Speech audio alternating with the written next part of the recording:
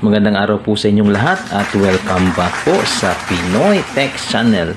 Ngayon naman po ay magpapalit tayo ng dalawang roller ng EPSON L3110. Kung napanood nyo yung previous video ko na pinalitan ko ng print head, ito yon na may problema siya sa paper feeding. So ito na, nakabili na tayo online. Sa nga pala, dalawang set yung nabili ko. Ito yung isa pang pair. So ito galing ng Indonesia. Mura lang ito, nasa 142 ang isang pares. And then dalawang pares plus shipping 384 lahat. Yun lang napansin ko. Ito palang roller hindi kasama yung spring at saka yung metal sa loob. Kasi dito sa amin, sa local store, merong ganito, binebenta, tag 350. Pero meron na siyang spring at saka yung metal.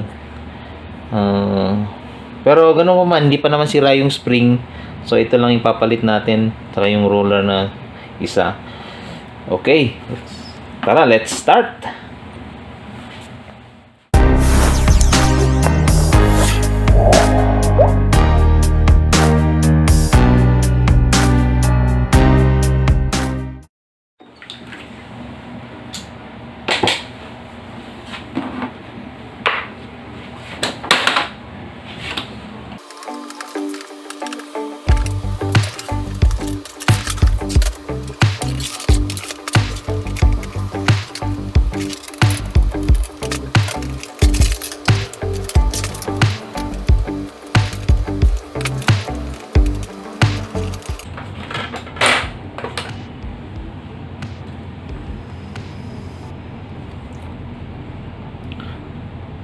So, same lang.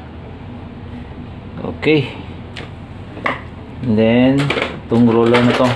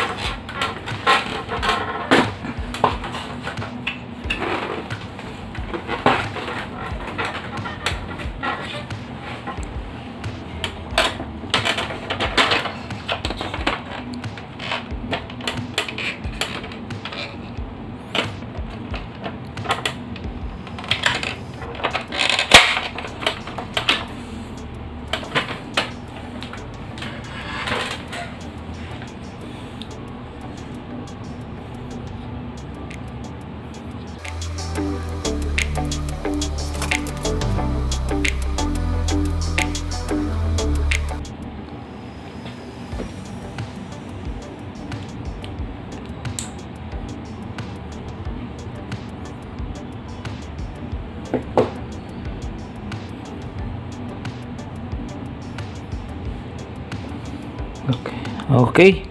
So ito na yung bago. Nipis nga oh. So ayan, ito na yung bago.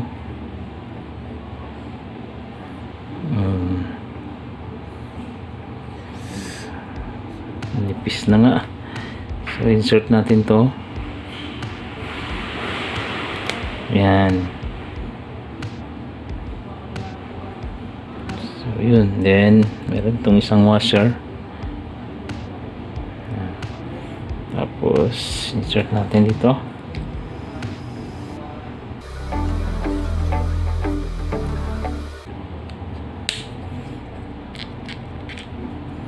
Okay, paikot-ikutin. Okay, dapat pagbalik walang ikot. Wala na siya. Ayos. So, kabit na uli natin.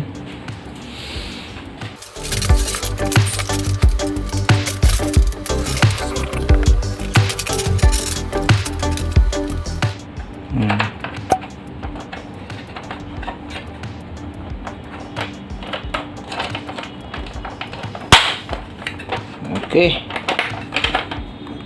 Yes.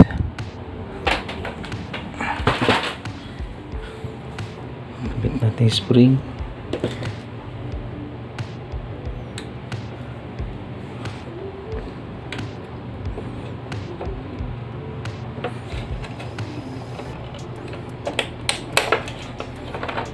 Okay. Then ito naman.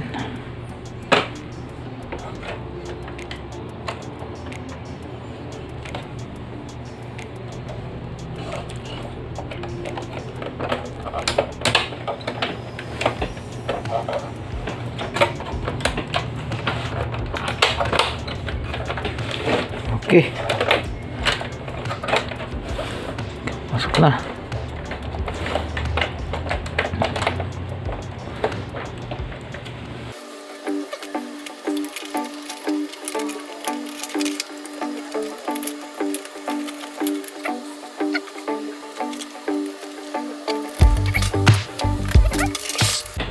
Yung pagkakabitan ng spring.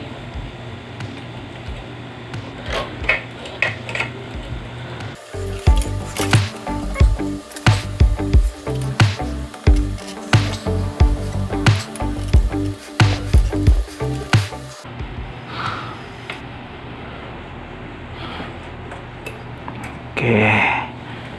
Pasok.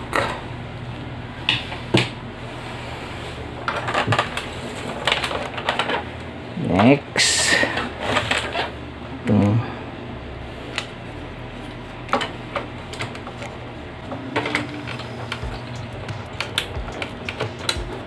Okay. Okay, pasok na. Okay. Okay. Okay.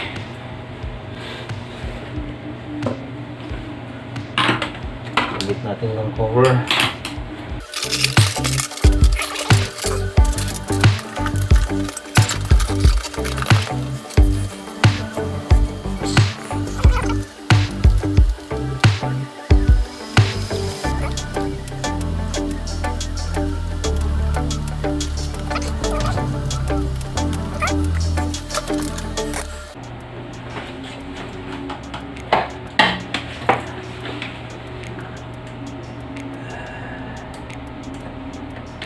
Okay.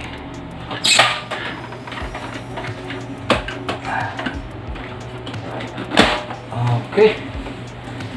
Let's try.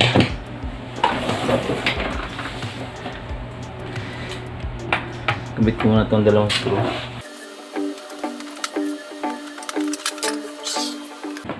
Okay, try na natin.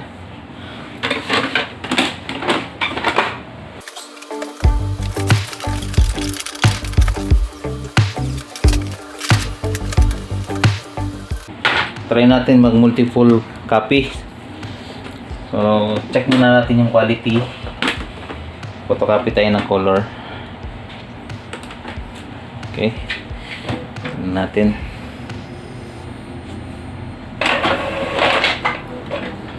Oh, isang kagat. Dire-diretso, no? Pinahirapan mo ako sa kalisod nung nakaraan, ah.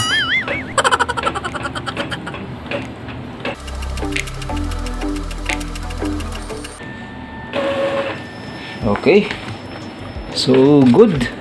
Take note, yung ginamit natin na printhead pang EPSON L3110. So, working siya. Tapos, ang ginagamit ko na ink naman ngayon, compatible inks. Okay. Try natin ng 5 copies. 5 copies na black muna para mabilis. Okay. 1, 2, 3, 4, 5.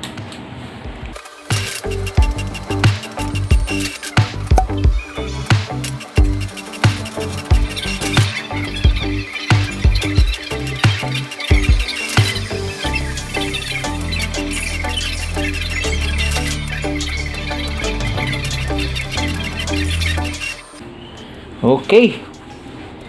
Tapos na. So, 1, 2, 3, 4, 5. Try naman natin ang color. 5 color. Hanap tayong papel.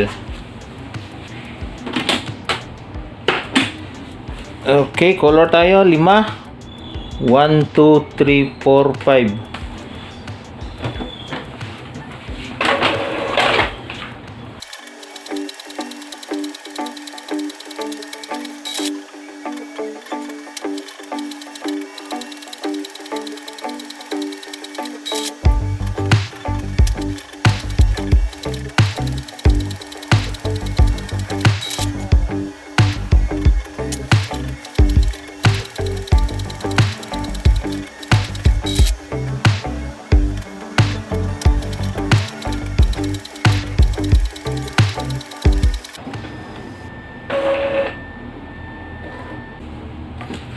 Okay. Okay, so far maganda yung result ng printer natin. So, ito yung dahilan ng paper feed error. Kasi nga ito half moon na, pudpud na. Saka manipis na rin, kinumpare natin dun sa bago kanina. And then ito, pinalitan ko na rin. Ano na rin siya, oh. Wala nang groove. So, okay. That's all for now. Thank you sa mga sumusuporta sa atin at sumusubaybay sa PinoyTechs channel. Hanggang dito na lamang muna. See you soon. Bye-bye.